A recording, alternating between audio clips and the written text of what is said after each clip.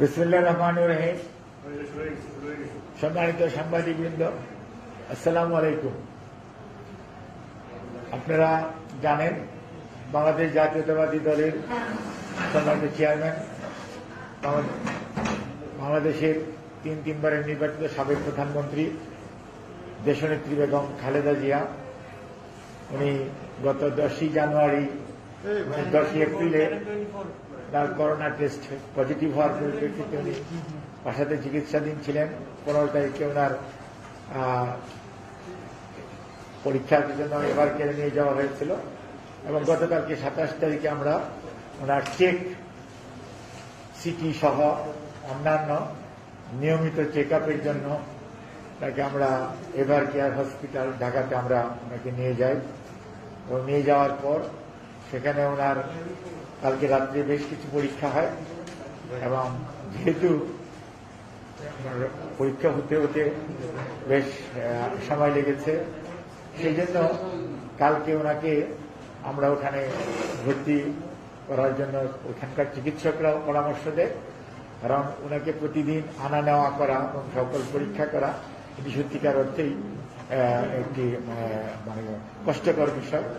সেই সব দিক বিবেচনা করে ওনার সার্বিক অবস্থা এবং শারীরিক অবস্থা সবকিছু বিবেচনা করে চিকিৎসকদের পরামর্শক্রমে উনি সাময়িকভাবে এভার কেয়ার হসপিটালে ভর্তি হন এবং ভর্তি হওয়ার পরবর্তীতে ওনার যে চিকিৎসা যেটি চলতেছিল বাসায়, সেই চিকিৎসা সহ আরো কিছু নতুন ওষুধপত্র ওখানে যোগ করা হয় এবং যোগ করার পরিপ্রেক্ষিতে আলহামদুলিল্লাহ নাও শি স্টেবল এবং ওনার আরো কিছু পরীক্ষা, কারণ আপনারা জানেন যে অনেক পরীক্ষা আছে 24 ঘন্টার সময় লাগে, কোনো কোনো পরীক্ষা আছে 2 দিনের প্রস্তুতি লাগে, কারণ ওনাকে গত 1.5 বছর আমরা কোনো পরীক্ষা করাতে পারিনি করোনার কারণে এবং ওনার সেই কারণেই আমরা ওনাকে যে সমস্ত পরীক্ষা নিরীক্ষা হসপিটাল নিয়ে যে করার প্রয়োজন সেগুলো আমরা করতে পারিনি এবং সেই কারণেই সে সমস্ত পরীক্ষাগুলো আমরা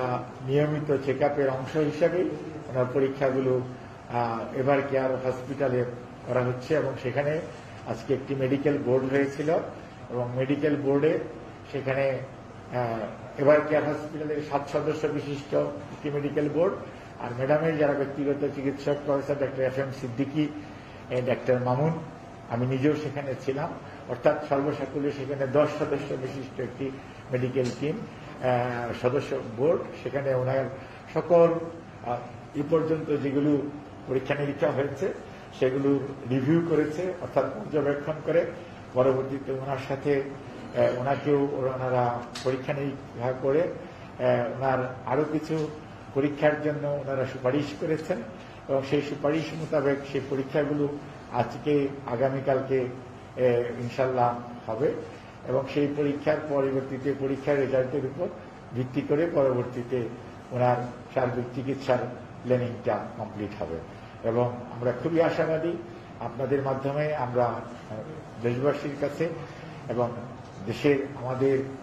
দেশের আপামর জনগণের পাশাপাশি আমাদের দলের সকল নেতা কর্মীদের কাছেও আমরা ওনার জন্য দোয়া করার জন্য বলছি এবং ইনশাআল্লাহ আমরা খুবই আশাবাদী যে উনি অতি শীঘ্র ওনার বাসায় ওনার পরীক্ষা নিরীক্ষার পরবর্তীতে উনি ফেরত আসতে পারবেন। আপনাদের সবাইকে জানাবেন। করোনা আক্রান্ত বলে পেশেন্টের দেখা যায় বিভিন্ন অর্গানে কোনো একটা ইফেক্ট হয়, তো মানে বলবো যে এই জায়গাটাতে কোনো অর্গানে কোনো রকম ইফেক্ট হয়েছে? আলহামদুলিল্লাহ, আপনার জানার জন্য বলি যে আমরা যখন 15ই এপ্রিল ওনার চেস্টের সিটি করেছিলাম তখন আমরা বলেছিলাম মিনিমাম ইনভলভমেন্ট আছে চেস্টের, আর গতকালকে যে চেস্টের সিটি হয়েছে সেখানে বিন্দুমাত্র চেস্টের মধ্যে লাংসে কোনো ইনভলভমেন্ট নেই।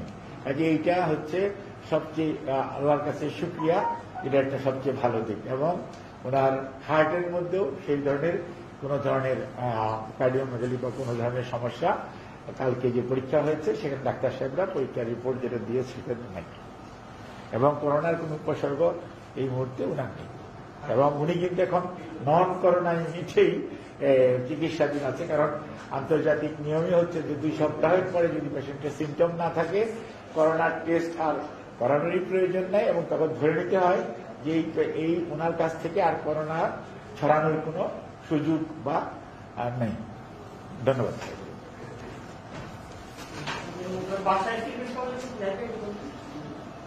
বাসায় ফিরাটা ধরেন প্রেডিক্ট করাটা খুবই চাপ। ওনার সব পরীক্ষা হলে এই বোর্ডের সদস্যরা আবাসিক রিপোর্টগুলো রিভিউ করবে, পর্যালোচনা করার পর পরবর্তীতে খুবই সহসাই, আমরা আশাবাদী যে খুব সহসাই তারা বাসায় ফেরার সম্ভাবনা রয়েছে। যদিও এখন সিচুয়েশনটা অন্যরকম, ওনার কি মানে আপনারা যে এই পর্যন্ত টেস্ট করে আপনারা সামগ্রিকভাবে ওনার কি ফিউচারে মানে খুব রিসেন্টলি পরিবেশ স্বাভাবিক হয় দেশের বাইরে চিকিৎসা নিতে যাওয়া? অ্যাকচুয়ালি আপনারা তো জানেন ওনার অন্য যে সমস্ত অসুখ রয়েছে, অর্থাৎ রিউমেটয়েড আর্থ্রাইটিস, এবং এটাতে ওনার যে শারীরিক মানে আপনার সেই অ্যাপিলেট ডিভিশনের সিদ্ধান্ত মোতাবেক যে সুপারিশ ছিল, যে মেডিকেল বোর্ড যা বলেছিলেন যে সিনিয়র অ্যাসিস্ট্যান্ট, সেই ওষুধ তো ওনার আছেই। কাজেই সেই রোগের চিকিৎসার জন্য ওনার আধুনিক চিকিৎসার প্রয়োজন এবং আধুনিক কেন্দ্রের প্রয়োজন, অর্থাৎ senior modern treatment in a develop centre. এই যে modern treatment in a develop centre যে সুপারিশটি মেডিকেল বিশ্ববিদ্যালয় মেডিকেল বোর্ড করেছিল, সেটিও যদি আমাদের করতে হয়, পরিবারের সদস্যরা অনেকদিন আগে আপনারা জানেন সরকারের কাছে দরখাস্ত করেছে বিদেশে নিয়ে যাওয়া এবং সেই সুচিকিৎসার জন্য। কাজেই সেটি তো অবশ্যই ওই সময় সিদ্ধান্ত নিতে হবে, করোনা পরিস্থিতি এবং সার্বিক অবস্থা বিবেচনা করে সেই সিদ্ধান্ত নেবে।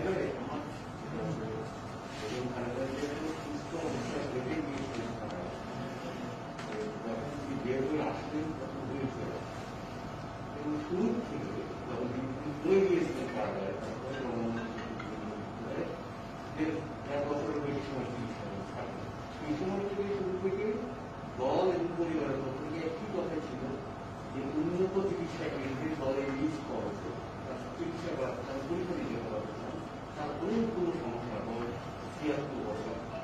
তো বিদেশে চিকিৎসার ক্ষেত্রেও পরিবার একজন কথা বলেছেন, চিকিৎসা হিসেবে আপনারা কথা বলেছেন, যেরকম অনেকগুলো চিকিৎসা এখানে আধুনিক বিদেশে করছে। এখানে যে পরীক্ষা নিরীক্ষাগুলো করছে সেগুলো কি কোনোভাবে আগামী দিনে বিদেশে যাওয়ার প্রয়োজনীয়তা যাচাই করছে? না না, আপনি যে প্রশ্ন করেছেন এটা যাচাইয়ের তো কোনো বিষয় না। বিষয়টা হচ্ছে আপনার আজকের বাস্তবতা, ওনার করোনা পজিটিভ হয়েছে। একজন মানুষের বয়স, উনি খালি দেশের একজন বয়োজ্যেষ্ঠ নাগরিক নয়, উনি একজন সম্মানিত নাগরিক, 3 বারের সাবেক প্রধানমন্ত্রী, যার 74 বছর বয়সে করোনা পজিটিভ হয়েছে।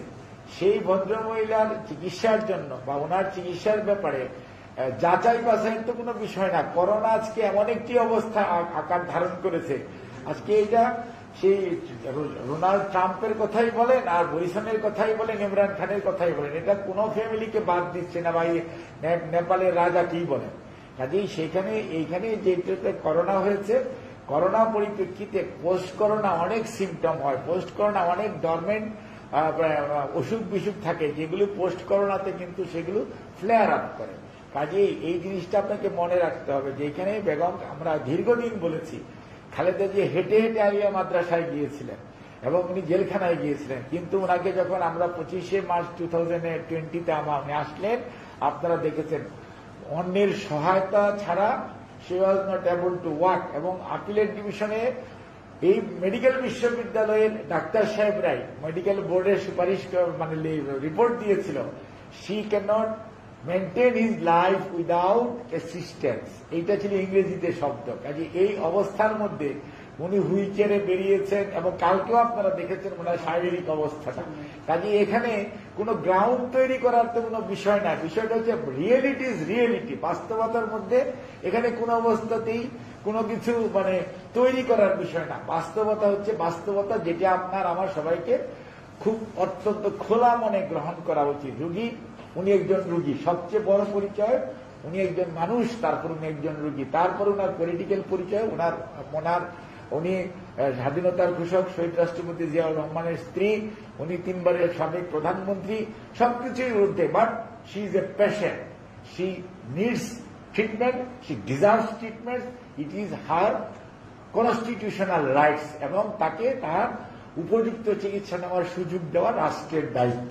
ধন্যবাদ। আমি একটু বলি, এটা হচ্ছে যে আপনি একটা বলছেন যে ওনার কিছু পরীক্ষা আছে যে একটু অবজারভেশন করে দুই থাকতে পারে, আর বলছেন যে এই পরীক্ষার পরে সিদ্ধান্ত নেওয়া হবে আসলে কি। আরেকটা বলছেন যে 2 একদিনে আশাবাদ ব্যক্ত করছেন যে যেতে পারে।